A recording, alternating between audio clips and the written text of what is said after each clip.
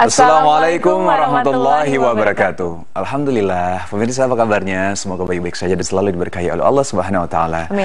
Kembali lagi bersama kami berdua, saya Teguh Wisnu. Ya, dan saya Zaskia Meka, di mana kami akan menemani Anda dalam acara Berita Islami Masa Kini. Dan bagi pemirsa kalau ingin mengirimkan saran, kritik ataupun pertanyaan bisa kirim ke Twitter kami, yaitu @beriman_ttv. Ya, betul. Baik sekali pemirsa, hari ini kita punya pembahasan yang menarik sekali. Seperti pembahasan yang pertama, pernah terfikir nggak sih kenapa setiap sholat kita selalu membaca surat Al-Fatihah? Harus, wajib. Harus membaca surat Al-Fatihah. Kenapa sih? Nah, makanya ini kita langsung mau membahas tentang kehebatan surat Al-Fatihah. Langsung saja kita saksikan tayangan berikut ini. Bismillahirrahmanirrahim. Alhamdulillahi Rabbil Alamin, Ar-Rahmanir Rahim, Maliki Yawmiddin, Iyyaka na'budu wa iyyaka nasta'in, Ihdinas siratal mustaqim, Siratal ladzina an'amta 'alaihim, ghairil maghdubi 'alaihim waladhdallin. Kehebatan surat Al-Fatihah. Dengan menyebut namamu ya Allah, yang maha pengasih lagi maha penyayang. Segala puji bagimu ya Allah, pemelihara seluruh alam raya. Engkaulah maha pengasih dan penyayang, yang menguasai hari pembalasan. Hanyalah kepadamu kami menyembah, dan hanya kepadamu kami mohon pertolongan. Tunjukkanlah kami ke jalan yang lurus, jalan orang-orang yang kau beri nikmat, bukan jalan mereka yang kau murkai, dan bukan pula jalan mereka yang sesat. Itulah terjemahan arti surat Al-Fatihah. Surat Al-Fatihah adalah surat yang amat masyhur, telah dikenal oleh seluruh kaum muslimin, namun banyak di antara kita tak mengetahui keutamaannya. Padahal banyak sekali hadis yang menunjukkan keutamaannya, baik dari sisi kandungan atau kedudukannya di sisi Allah Subhanahu wa taala. Di antara keutamaan surat Al-Fatihah adalah surat yang paling agung.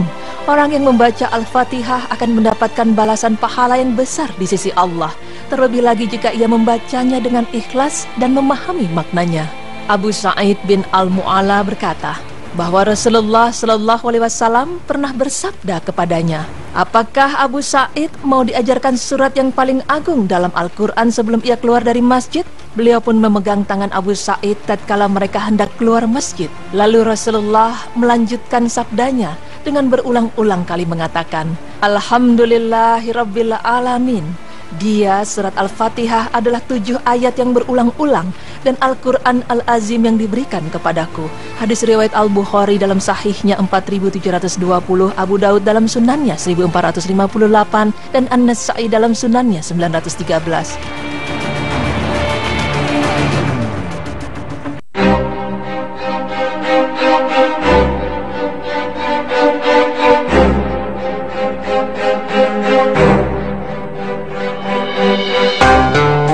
Imam Ibnu At-Tin rahimahullah menjelaskan makna hadis tersebut. Maknanya adalah bahwa pahala membaca surat Al-Fatihah lebih agung dan lebih besar dibandingkan surat lainnya.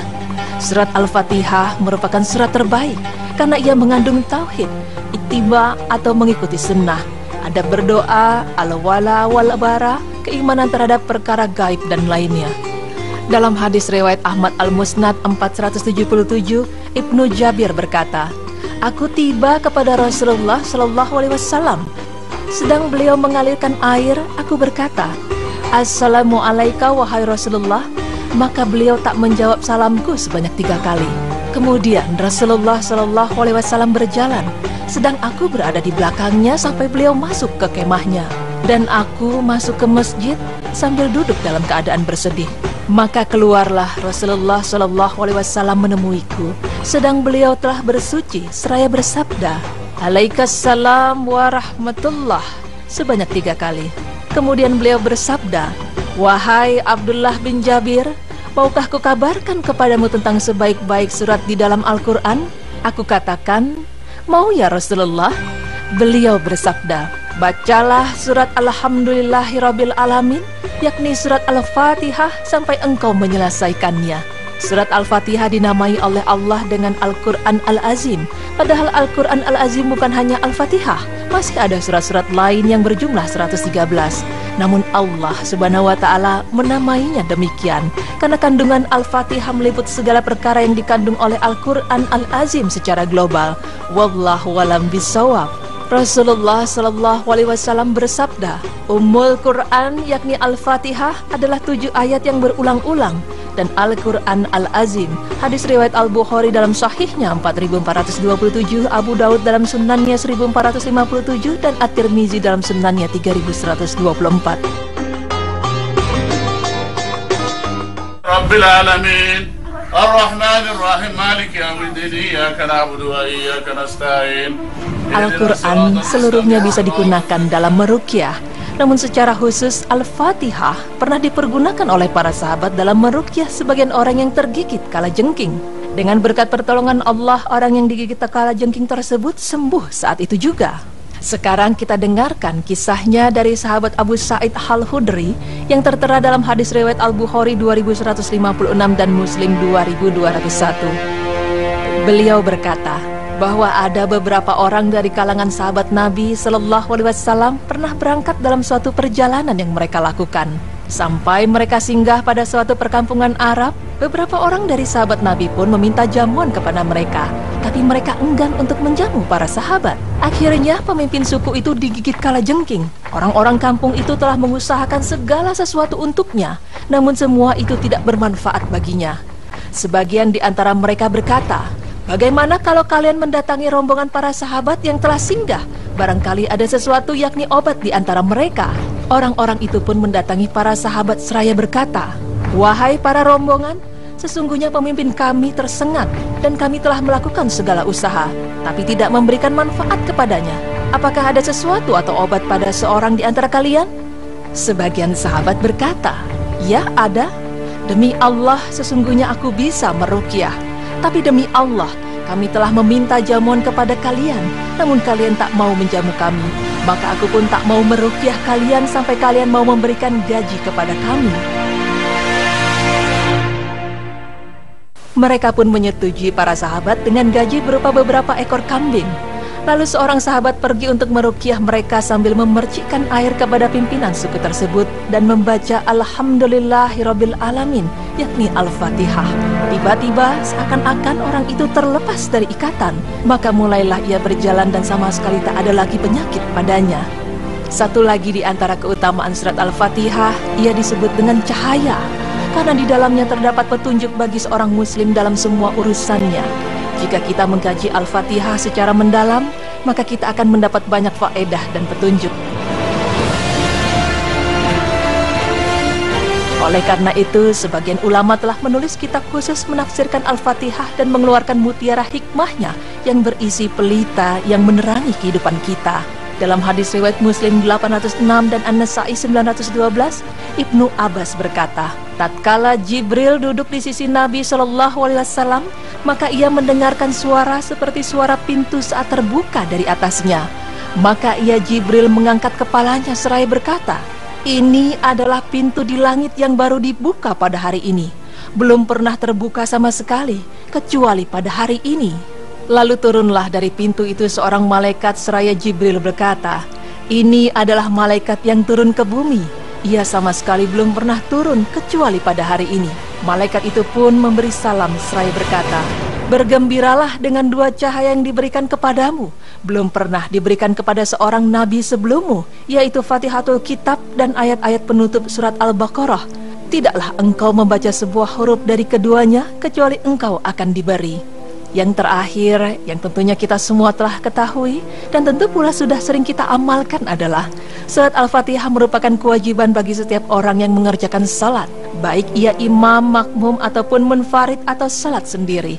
Barang siapa yang tak membacanya, maka salatnya tak sah.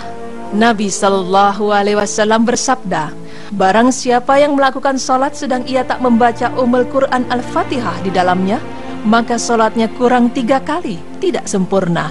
Hadis riwayat Muslim 395, Abu Daud 821, At-Tirmizi 2953, An-Nasa'i 909, dan Ibnu Majah 838.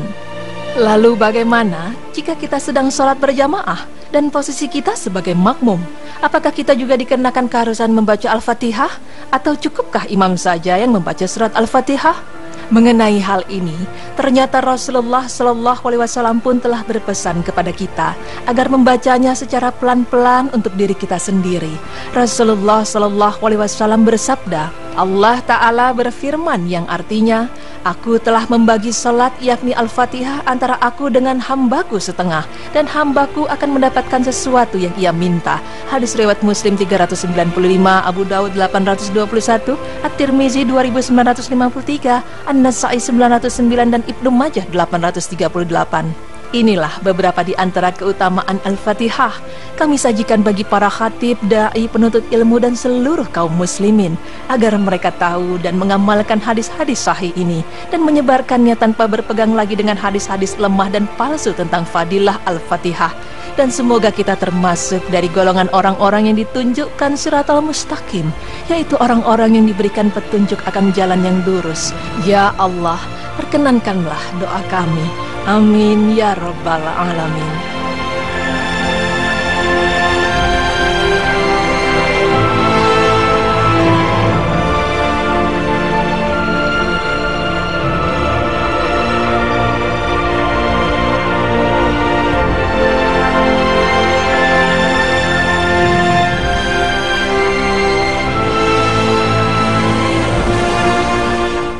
Baik, pemirsa. Nah, ya. Memang tidak diragukan lagi ya. Kenapa? Karena kita suka berpikir juga, kenapa sih kalau misal surat Al-Fatihah itu sebagai surat pembuka di Al-Quran. Terus selain itu, ketika kita sholat, selalu harus membaca surat Al-Fatihah pertamanya setelah takbiratul ihram. Terus ini baru baru surat Al-Fatihah gitu ya.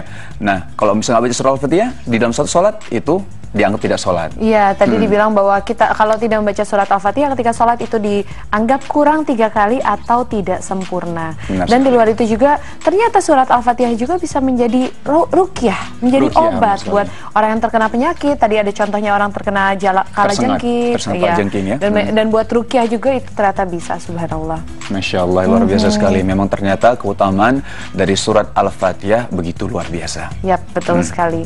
Dan mulai sekarang mungkin jangan cuma sekedar mengetahui ayat bahasa Arabnya aja. Mungkin untuk tahu lebih keutamaannya lagi, mulai sekarang kita pelajarin juga apa sih arti dalam bahasa Indonesia. Jadi kita akan lebih paham dan lebih memahami semuanya.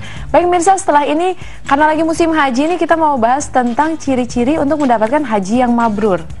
Haji yang mabrur. Udah pernah haji belum? Alhamdulillah belum. Insya Allah. Kamu udah ya? Belum juga. Makanya setelah ini juga kita pelajarin gimana sih ciri-cirinya supaya bisa mendapatkan haji mabrur. Jangan kemana-mana, tetap di Berita Islami Masa Kini. Allah